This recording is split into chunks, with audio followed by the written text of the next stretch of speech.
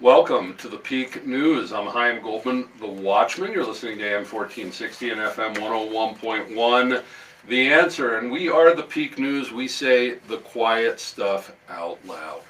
And so happy to have you joining us. I always say that because I'm not here to talk to myself, but I'm also here to invite you to be part of what we're doing, because this is getting really, really deep, and it's getting very interesting. And if you've been tracking with us, the big story of the past week plus, has been this accusation of our Mayor Yemi Know, that was broken on Thursday, November 21st, in the Daily Wire, national publication, the Daily Wire, that this hate crime hoax that was perpetrated during the mayoral election, that our Mayor Yemi, before he was mayor, candidate Yemi Know, was aware of it, and that when the FBI came and interviewed him, he lied to them, and then he wasn't prosecuted because the Department of Justice decided that they could not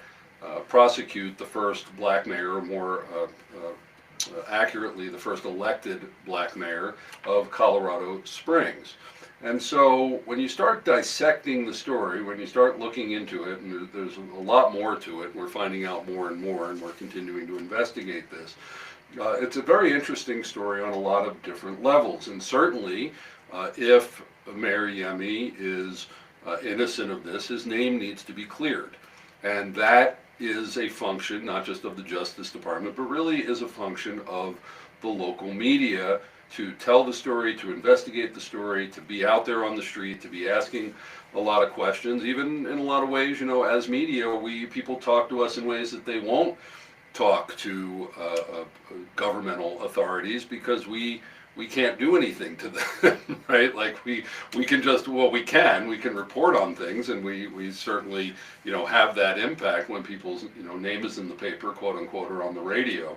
But very often people will talk to journalists, and that we keep things confidential, and we have a responsibility, really a sacred right to do that, to keep sources confidential, and there's a lot of laws protecting that. And so people will talk to us, and it can help a community to sort through a story, or and for people to be cleared. It can also open up for the accountability that's necessary in society, for people to be held accountable by these stories getting out, and so that's what we're seeking to do. What we've been somewhat surprised at is the silence, almost the ignoring of the story by the local media, and I've been trying to get to the bottom of that too, and figure that out. In fact, on Thursday of this week, we're going to be doing a show specifically on that, what has been the media's response to this story. But what we're doing in today's program is, if you haven't heard this at all, if you don't even know about this, it's not surprising. A lot of people don't, because again, the local media has been basically silent on it. But last week we did 3 shows leading up Thanksgiving. We didn't do it. We took off, did a Thanksgiving pre-record show. But we have these 3 shows outlining what happened, and we had great guests on. And I invite you to go to our website or our podcast page at thepeak.news and check that out. In fact, we've set up a special page, thepeak.news/hate crime hoax, on our website in order to aggregate not just our own content, but the content that we have, so that you can get this information, you can consider it, and you can decide for yourself what you think. And so in the program today, as this is Government and Politics Day, we are going to do a review of this story, with and updating you on the latest information that we have that's coming from other sources. We are looking into a lot of things that I'm not going to be talking about today, because it's still in the works. And on Thursday, we're having Jordan Baldwin, our lead investigative journalist, on to talk about the things that he's working on, because he's out there really hustling to find things out. But we have, as a special guest on the program in the second half hour, we have George Brauchler, who is a district attorney in the state. He was 18th Judicial District and now just won for the newly created 23rd Judicial District. And he has been out there very vocal in the media, calling this out, making light of this, and asking good questions, especially as a lawyer can in getting into this. So George will be on to talk about that at the end of the program. And then we'll also be talking about a little bit more about the media's responsibility in all this. This is a very big story that's not being told. But here at the Peak, we say the quiet stuff out loud, so we are. And we invite you to join us as a citizen journalist to do that too. I'm Chaim Goldman, the Watchman. You're listening to the Peak, and we'll be right back with Did Mayor Yemi Know? Part 4.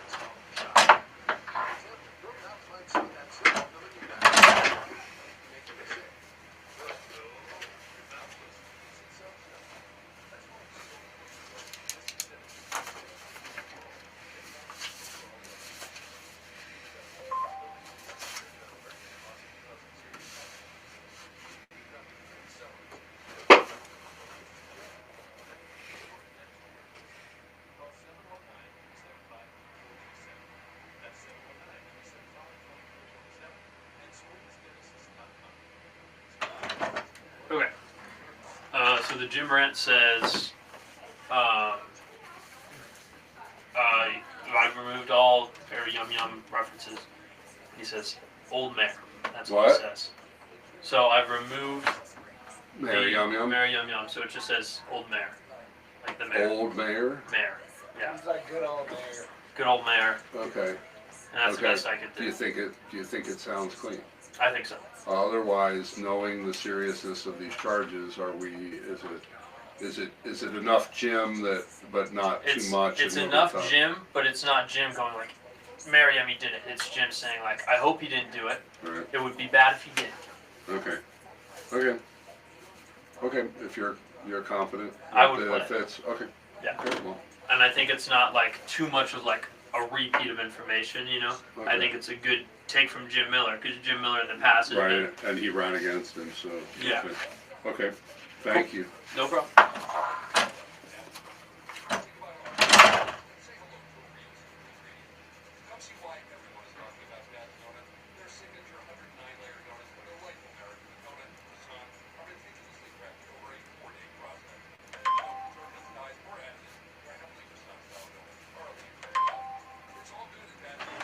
How long is it? I don't know. The interview segment starts at 3:30, right? Yeah, we need to call him right away. Yeah, right at 3:30. Yeah, thank you.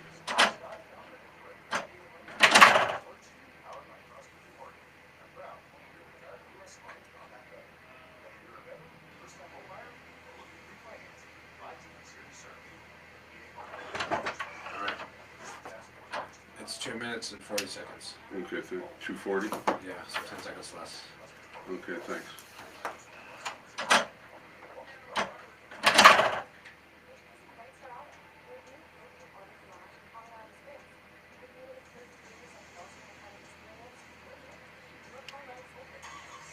Okay, comma, I can read this on air? Question mark.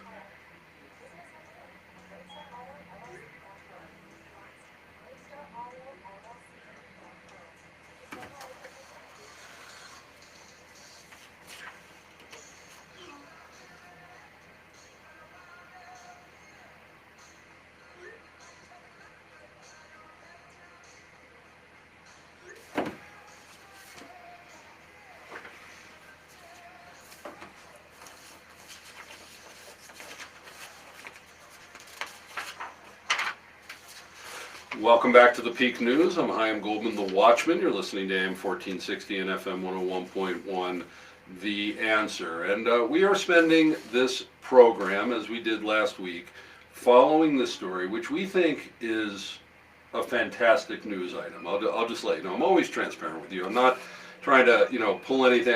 Actually let you know, how does media work and how does it not work and how do we fix it? And that's what we're trying to do here. But when something comes across your desk like this, that a national news organization has broken a story about your local mayor, a lot of questions come up. First of all, if this is true, why didn't I break it? Why didn't we do it? Why didn't we do it on the local level? Why did it need to be done on the national level? But there it is. But what this does is it opens the door to allow us to do what I call media following media. Is this media reported on this? Let's look into it. Is it true? And so, trying to get information about this has been tough because the local media has, again, basically ignored it. And when they have reported on it, it's been statements made by other people. I would love that there's an, investigative reporting going on. It would come out. I wish we had the resources of these big organizations. We would be doing a lot more. I'm impressed, especially with Jordan Baldwin and others who he's working with. But really, Jordan is hustling on this in order to find out a lot. And when he comes in on Thursday, he's going to be filling in. I'm going to leave you for that. But what I wanted to do in the headline segment today was to update you. If you haven't checked these things out, I want to briefly tell you what's out there, what's new since we reported on this last week as far as what's in the news, and to give you the sources to do that. And in fact, all of these things are available. We have links to them on our special investigative page that we put up at thepeak.news, and you can get to that from our homepage, from our menu, or go to thepeak.news/hate crime hoax and get this. So what we did is, after a week of literally nothing, the Gazette, our biggest paper, our paper of record here, if we can call it that, came out with an article regarding this. And what it says is, this was from November 27th, Colorado Springs, so this was Wednesday, I believe. It came out digitally Wednesday night. It came out in the paper on Friday, on the 29th, after Thanksgiving. Colorado Springs Mayor Mobilati says he, quote, fully cooperated, end quote, with investigation into faked hate crime. And in here, he gave a statement that he had no knowledge, warning, or involvement in this reprehensible act. I fully cooperated in the investigation, and it is important that the judicial process is followed to allow for a successful prosecution that brings justice for our community. And, like these statements that we've been, getting all along, they basically say nothing that, toward the accusations that everybody wants to know, which are specifically in this Daily Wire article, which if you haven't read it, go online, go on the Daily Wire, go on our website and read it. But it makes these claims. One is that this hate crime hoax was perpetrated by these three individuals. There are federal charges against them, Derek Bernard being the lead person there, who was a person that was just convicted of murder for hire, hiring someone to murder someone, and was given life plus in prison. And I'll let you know that he's reached out to us and wants to tell his side of the story on these things, and that's one of the things that we're going to be bringing to you, that we're working on to bring to you. But the accusation that's really big is when the FBI went and interviewed Mayor Mobilati, that the first time he told them that he doesn't know these people, he didn't know anything, and the second time he didn't know anything, but the third time he'd said, I don't remember. I don't remember, and it was all, I don't remember. And what happened during that course, according to this Daily News article, is that the FBI realized that they were lying to him because they already had these text messages that Yemi was saying that he didn't have. And if you read the indictment, and there's a link to it on our website, it's very, very interesting, because all of the potential responses that Yemi may have done to this Derek Bernard were redacted, and it was only the text from Derek Bernard, is that that he lied to them, but they decided to not prosecute because he was the first black mayor, or more accurately, the first elected black mayor of Colorado Springs. So the whole race was in there, and special protection, special rights, special prosecution, and so that's a whole big story unto itself. And so the questions that have been coming from Councilman Dave Donaldson and George Brauchler, who we're having later on the program, has been asking publicly for the answers of, did you lie? And what do your text messages say? And those types of things. And Yemi could reveal them, but he's been laying low and being silent. And what does that mean after 12 days since the article broke, that there's been no press conference, that there's been no specific addressing of these charges by Yemi? Obviously, we can't say that that's evidence to convict him, but generally, people who are innocent proclaim that, and people who are silent, and the claim is silent to not interfere with the case of these other people, which is noble, but that's not what people are asking about. They're asking about him. So, secondly, as far as this article, is that the Daily Wire, after coming out with this article just last night, came out with a second article that is, and you can find it again on our site or on the Daily Wire site. Mayor says he is a victim of a hate crime even after his supporter is indicted for faking it. And this was based on things that even Dave Donaldson, Councilman Donaldson, who was on our program last week, and again, go to our website and watch these interviews and get it firsthand from these people that we've had on the show talking about this case, is that Mayor Yemi said in his statement to the Gazette, quote, "My family and I are victims of a hate crime allegedly committed by 3 suspects against our city. I had no knowledge, warning, or involvement in this reprehensible act. It is unfortunately not a new trend that politically motivated websites will weigh in with no regard for accuracy or truth and interest only in sensationalism and scandal. I fully cooperate in the investigation. It is important that the judicial process is followed to allow for successful prosecution that brings justice for the community." Now, the strange thing about this is, if it's a hoax, which it seems to be, then Mayor Yemi is not a victim, right? Because actually this was done for his benefit, according to this claim, that these people did it in order to get people thinking that there was a hate crime in order to favor the black candidate over the white candidate. So what I actually this morning saw Wayne Williams, who was Yemi's candidate running against Yemi in the runoff election, in the full election, and in the runoff election. And really, if you think about it, Wayne Williams was the victim of this hate crime. In fact, it was set up that people were saying very nasty things about him since he was the white candidate. And I will read a statement that Wayne sent me. This is his statement when this came out. This is from Wayne Williams. "There are many false accusations made against me during the campaign, and this smear attempt was the most egregious. I applaud the efforts of the U.S. Attorney's Office to hold the alleged perpetrators of this dangerous false flag operation accountable. The event illustrates how far some will go to spread election disinformation. Too often such actions are used as a pretext for violence. Hopefully this indictment will deter others and help set us on a course toward returning to civil discourse." And I hope that we would do that we would never do that the race card would never be played here. This is not a city of hate. This is a city of great opportunity, shown by the very fact that we have a black mayor, someone who's an immigrant, only about 10 years from Africa, can come and become mayor of this city. So what are we to make of this information? That's what I want to put out to you, because in the next section I really want to talk about what you as the consumer should expect of the media, and what you should expect of yourself as someone who shouldn't want people to make up your mind for you or give you information or tell you what truth is, but for someone who wants to discover it on your own. I'm Chaim Goldman, the Watchman, so happy to be able to bring the peak to you, and we'll be right back.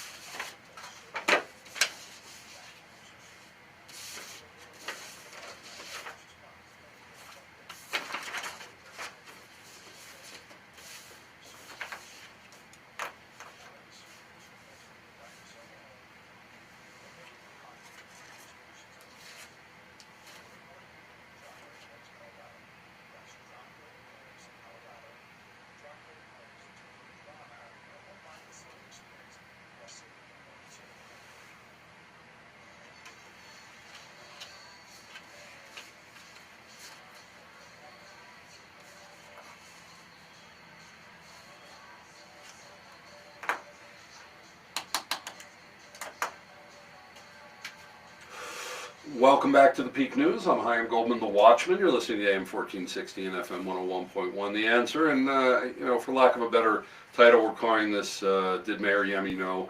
Part 4. We did 3 shows last week, sort of a trilogy, in order to bring out this information and to put on the table what we do know. And we've been tracking this through, but there's very little that we do know. We have the Daily Wire article. It's very much based on an unnamed FBI official. It would be nice to know who that is and get him on the record, but we don't have that. We have this federal indictment that lists text messages that were done between those who are accused of perpetrating this hoax and candidate at the time, Mayor Yemi Know, but we do not have any responses. There was supposedly a 5-minute phone call that was done between Derek Bernard and Yemi Know, but we obviously don't know what the content of that is. But I would encourage you, and this is really what this segment is about being a good consumer and someone seeking truth, and what should you expect of the media, and how should you use this media, news media, in your life in order to find out what is true. We can know truth, or at least what is accurate. And so on our website, we have this page, this at thepeak.news/hate crime hoax. We're aggregating this content, including the programs that we're doing on it, as well as other people. And right at the top, you have the indictment, the United States District Court indictment against these 3 individuals for allegedly perpetrating this hoax. A lot of great information, interesting information in there, including something where it talks about getting information that Yemi had asked for. Supposedly, we don't know what that is, in the midst of this thing, although Mayor Yemi claims that he really didn't know these people and it was only in their media capacity that he knew them. So this is what I'm getting and understanding from sort of looking at America and where we fall in with the media, is that people have gotten to the point where they really want to be told what to think. Now they say they don't, but they really do. And I put out a voter guide, and it has very long answers from candidates. And I've been told, people won't read, people don't know, they just want to know who to vote for. And I can't do that. I'm not here to think for anyone else. I'm not here to think for you. What the media is supposed to be doing is getting information in front of you. But I think what most people are looking for is hey media, you go out, you research, you decide what's right, and then you tell me what that is. And that is not the function of media. What the function of media is to go out, do the research, gather the information, put it in proper context, because not all pieces of information, data points, are to be weighted equally, and then to lay them in front of you. And that's what we're seeking to do with this special website. Go look at it yourself. It's not for Chaim Goldman to tell you whether Mayor Yemi is guilty or innocent of this. It's really for you to decide. Now, if it ever gets to court, it will be for a jury of his peers to decide such a thing. But for you, in consuming the media, expect the media to report on things. Expect the media to ask good questions. Expect the media to put people in front of you that you may think are credible, that they're not credible. But don't say to me, why do you have that person on? We've had people say, why are you talking to that person? Why would you bring that person on? Well, why are you talking to them? Why? Because they might have some information into this. There's someone who was there. Might they lie? Might they not? Yeah, of course. But the thing is what are we supposed to do? Are we supposed to wait, hang back, sit on a story forever until we quote unquote get it right? Or are we to put the information in front of you? And I think that if you would take a moment to step back and think about, what do I want from the media? It would be organizations that are doing the research in an unbiased way, that we don't have a dog in the fight. We're not here, if Yemi's innocent, that's great. We can help get that information. If he's not, needs to be held accountable, we can get that information too. It's not for us to have any bias. It's for us to serve you. But you need to demand that. And so right now we're looking at a situation where the Peak.News, this small little scrappy organization we have here, citizen journalist, is leading the way on investigations as far as we know. But you, I would say, call the Gazette, Call KRDO. They've put some stuff out, but KKTV, The Independent, Fox 21. They're, as far as I can see, they're doing nothing. They're reporting on nothing, and you need to demand better. I'm Chaim Goldman for The Peak, and we'll be right back.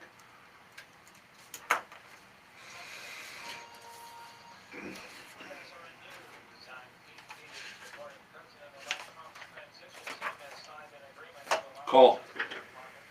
Call. Call.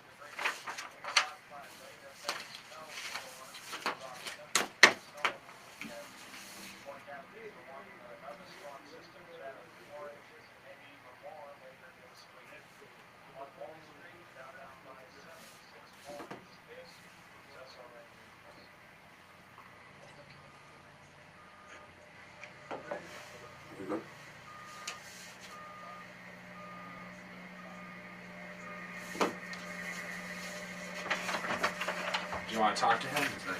What? Do you want to talk to him? No. I talked to him for 40 minutes last Okay, week. cool. Yeah, so he's on. Thank you.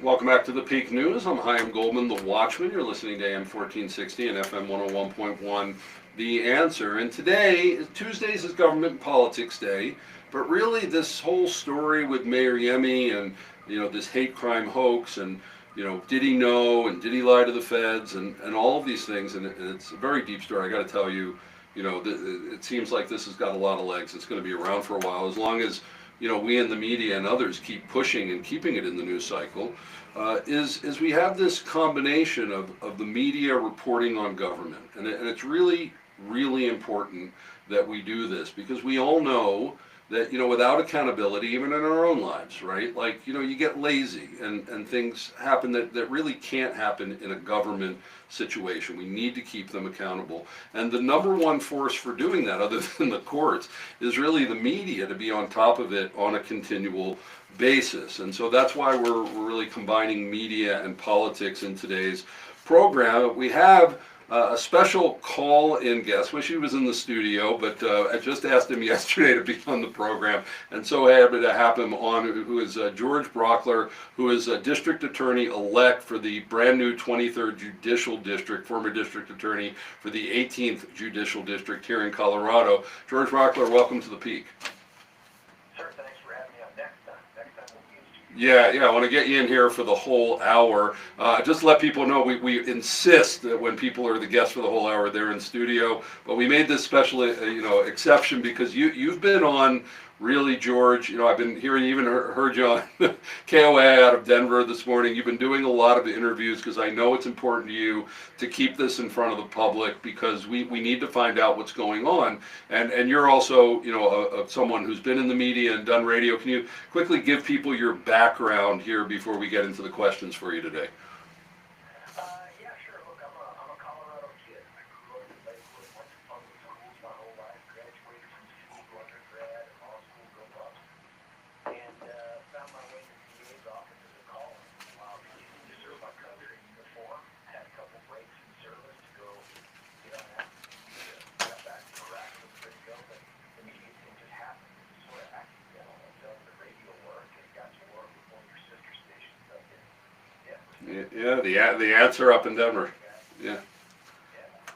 I took over for Pete Boyles when he stepped back from full-time work, and then I had to leave that to run for DA. So, I get it from the perspective of the government, and that is, if you're a conservative, you believe in the accountability piece, which you pointed out, but honestly, you can't get to accountability if you don't have transparency. The right to vote is meaningless if you don't have any information upon which to base that vote. And so this whole media thing on this issue and so many others is critical for a functioning democracy.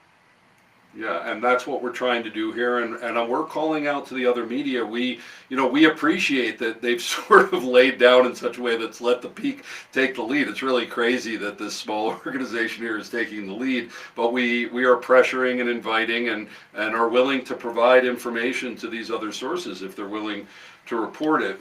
So the first question I have for you, if Mayor Yemi did lie to the FBI, what are the potential charges? What could he possibly be looking at if he did lie? Well, that's a great question. One of the catches in the federal law and government is called a deed rate. That's the code 1001. There's some subsections there and requirements. And it doesn't just have to be like the FBI. It applies to the federal agency to qualify. But that lie also has to be material for purposes of this particular case. And of course it is. This guy is a witness to the people that are trying to do things on his behalf, trying to generate sympathy and perhaps support for him. So I think all those things have been established. If it turns out that it's true, there would have to be a grand jury that says so, that he's probably cause indictment. He then goes to trial. The maximum sentence, I'm not clear on what the maximum sentence is, but the minimum sentence seems to be over and over and over again for elected officials and high-profile figures alike to go to prison. And if you haven't watched the Martha documentary on Netflix, you should, because it lays this out very clearly. Jim Comey, director of the FBI, wanted to have a great case against Martha Stewart for insider trading, but no matter what he did, his folks couldn't put one together. So instead, they pursued her for lying to the FBI, and she went to prison for lying to the FBI. This is a no-joke thing. Now, when it takes place in the form of a campaign, or in this case, an elected official, it becomes a big deal. So if it's also true that the Department of Justice decided to not prosecute and covered this over, and the claim in the Daily Wire is because he was the first black mayor, more accurately the first elected black mayor of Colorado Springs, that because of that special protection that is so un-American, but we know it goes on, that they decided to not. Does that impact possibly prosecuting him later? Does that cover over anything? Does it interfere with the case? I don't think so. No jeopardy is the fact when it's not its weight. It isn't binding. And the reason it's not binding in part is because what if there's additional evidence that comes forward? But I don't think that there's anything so far that I've heard that would preclude the next Department of Justice, which I presume is going to be headed by Pam Bondi, former Attorney General from Florida, and the U.S. Attorney, that she has a hand in helping to block off on selecting. We're going to get it over in Colorado. I don't think I've read anything so far that would tie their hands and keep them from reopening an investigation, looking into this, and deciding to bring charges in later.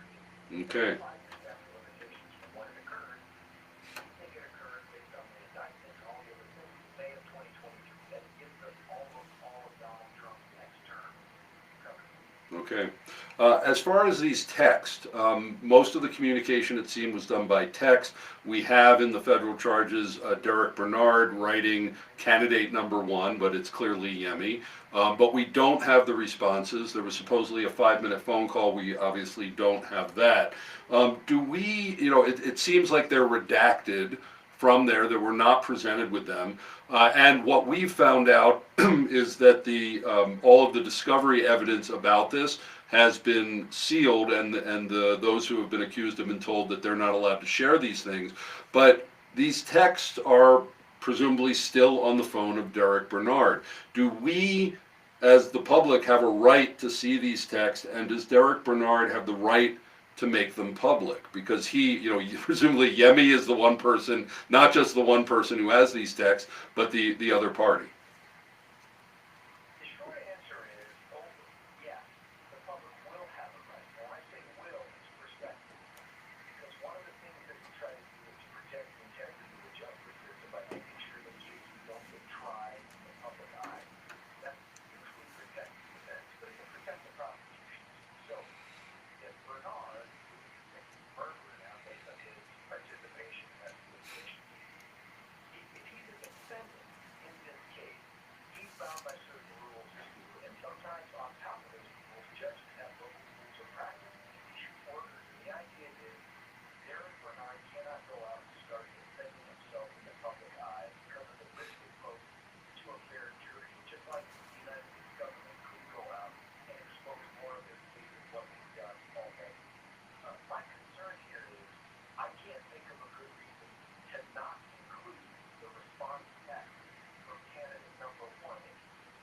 If they're blocking it out because they're signaling we don't think the response is relevant and we're trying to protect that person's identity, why?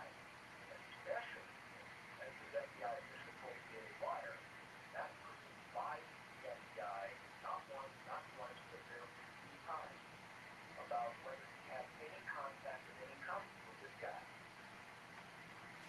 So where do you think we go from here? You know, we're waiting. Mayor Yemi has not made any public statement other than these written statements or put them out through his officials. Certainly Dave Donaldson has called on him. You have a great, that people should read, and there's a link to it from our website, an op-ed piece that was published in the Gazette on Sunday. I believe it came out Friday and was published. That you're calling for Mayor Yemi to come forward and answer these questions.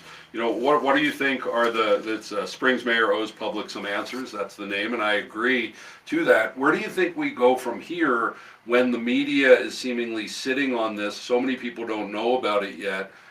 Where do you think this story goes? Because we've heard, even from the chief of staff of Yemi, that they don't want to give this oxygen, and that means, you know, they want it to go away in a way. But can it really go away at this point?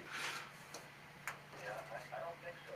Unless Trump's Department of Justice turns a blind eye to this, what it appears that the acting U.S. attorney has, I don't think it goes away. I mean, the real answer there should be a Jenna Griswold of Kyle Clark woman, and the mainstream media are running down the middle of the lot in the parking lot of the office, saying he's running this guy. And the more time he doesn't answer that question directly, the more on top. Oh, he cut out. You there, George? Yeah, I'm here. Okay, you cut out for a moment. You said the more, and then you went away.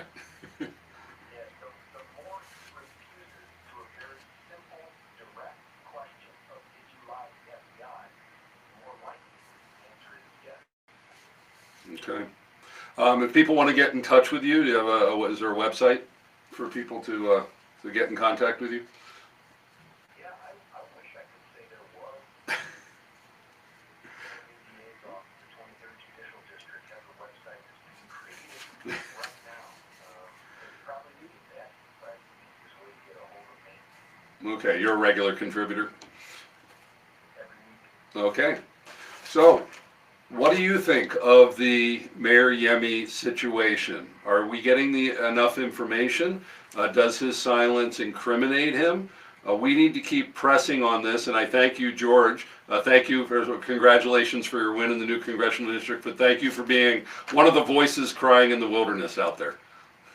Well, thank you for keeping us moving forward. It is indispensable that you do what you do. Okay, thank you, George. You're listening to The Peak, and when we come back, I'm going to talk more about the responsibility of the media and how you can put the pressure on.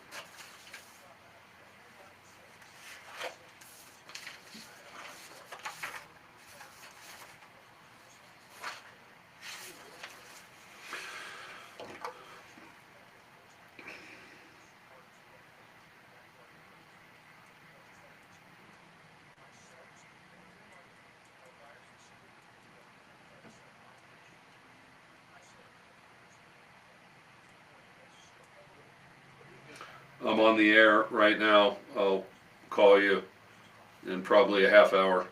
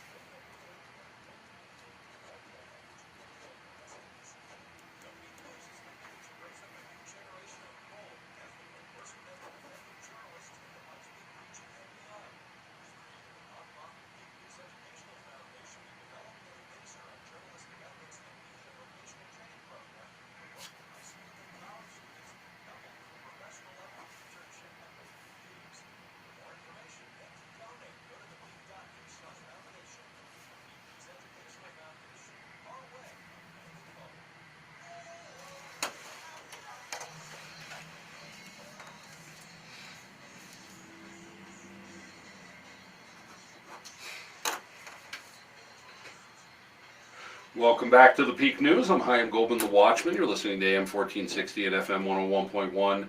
The answer is we continue to look at the many facets of this fascinating story that was broken by the Daily Wire about a week and a half ago, that supposedly Mayor Yemi knew about this hate crime hoax that happened during the election, and that he lied to the FBI when they came to interview him, and that it was covered up by the FBI. I mean, just like that alone, we got a couple of movies in there. But more importantly than that is, is he innocent? Is he guilty to some point?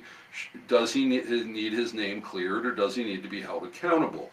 And so where is the role of media? What is the role of media when it comes to holding our public officials, or anyone, but we're focusing in, it's Government and Politics Day, on our public officials? Well, first of all, we should be, as the media, as much as we can, we should be reporting on what's going on in the local government in a thoughtful way. Not, and this is what we see a lot, there was this city council meeting and this is what happened, or this is the official statement that came out, and so we're just going to put that in the paper. And there's no thoughtfulness, there's no investigation, there's no follow-up, there's no questions, because we're professional question askers.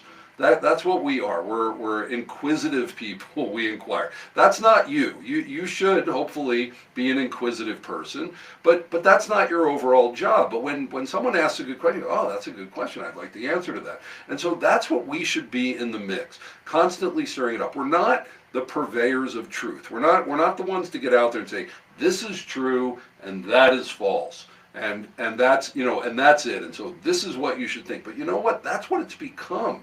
It's really become. It's a combination of this. Maybe we're elite thinkers that have now come to control the media, of wanting to control the narrative.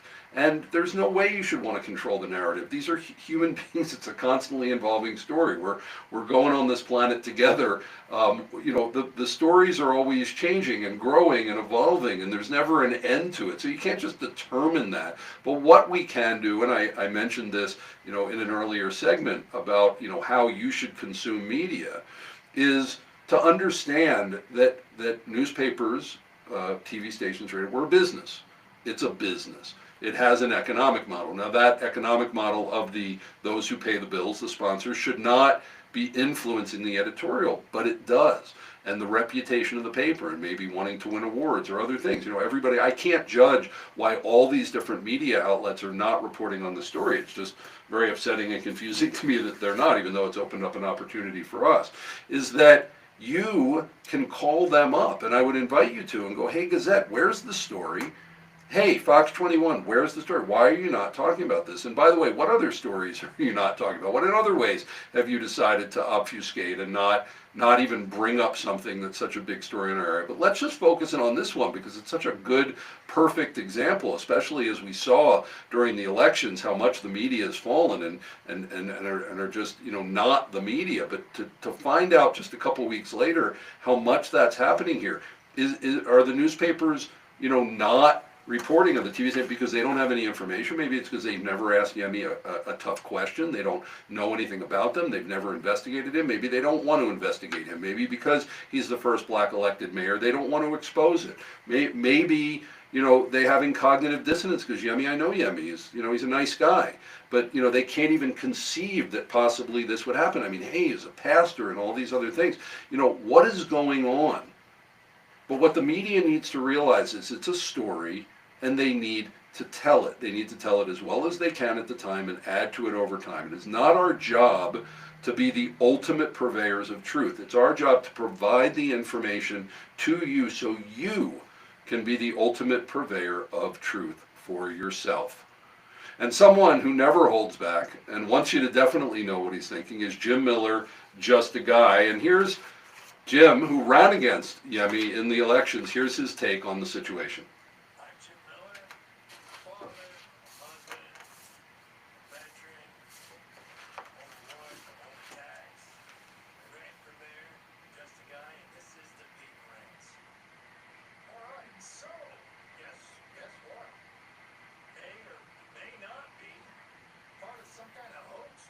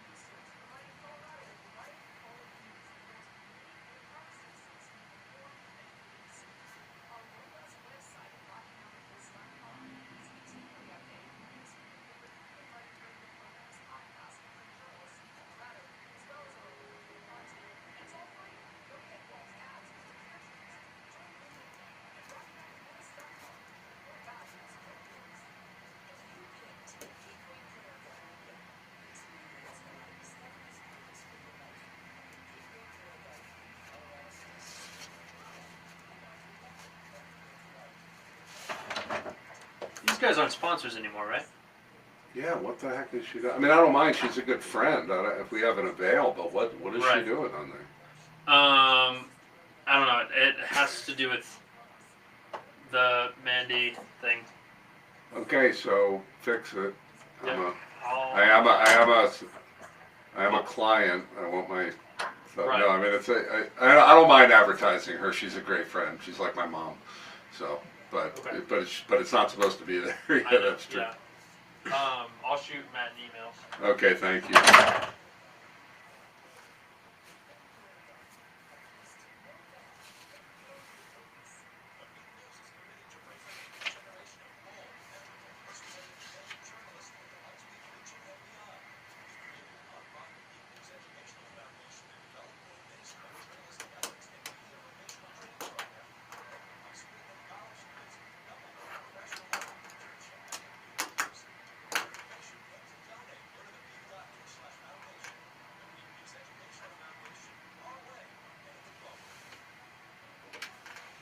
Thank you for joining us today on The Peak as we seek to peel off the layers of this Mayor Yemi story. We have been inviting, Yemi just did it again today, inviting Yemi, reaching out through his people to invite him to come on the program here and to answer these questions himself and to give his side of the story. But we're not getting a positive response on that, but please know that we are doing that and we'll continue to do that. I want to do a shout out to our platinum sponsor, Springs Dentist and Dr. Craig Summer, Holistic Dentistry in Colorado Springs, our family dentist.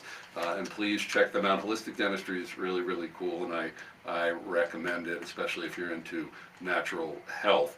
And all of our sponsors we thank because they make it possible for us to be here on the air, to pay the bills, to be providing this community service. And so please patronize them. And when you do, say, you know what, I heard about you on The Peak. Thanks for what you're doing. Thanks for, bringing this out. And especially right now when we're here to be able to tell this story that others are not. And we invite you to come and join us here. If this is upsetting you, that you don't like how the media is being and not telling the story for whatever reason, and you want to say the quiet stuff out loud, we invite you to be a citizen journalist. I believe we have another info meeting on Zoom that's coming up next week. Go on our website, thepeak.news, go to the citizen journalist page and sign up. Well, we are Monday through Thursday, 3 to 4 p.m., so we'll be back tomorrow. It's Faith and Family Day, and we have Sean Mulholland, founder of the Worship Mob, now Jesus Co. Worship Ministry in Colorado Springs. And on Thursday, we're going to be bringing Jordan Baldwin back. It's Media and Education Day, and we're going to be talking about the angles that we are chasing down on this story with Mayor Yemi and the implications of when the media doesn't do its job. Stay tuned now for the Larry Elder Show.